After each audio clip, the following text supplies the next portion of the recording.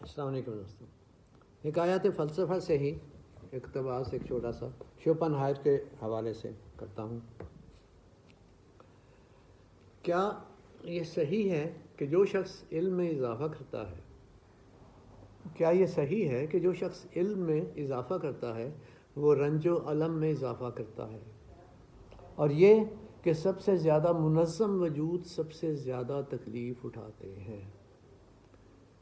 سب سے زیادہ منظم وجود سب سے زیادہ تکلیف اٹھاتے ہیں، ہاں، مگر یہ بھی صحیح ہے کہ علم کا اضافہ خوشی میں بھی اضافہ کرتا ہے اور رنج میں بھی، اور یہ کہ لطیف ترین خوشیاں اور تیز ترین آلام ترقی یافتہ روح کے لیے مختص ہیں، اور یہ کہ لطیف ترین خوشیاں اور تیز ترین آلام ترقی یافتہ روح کے لیے مختص ہیں۔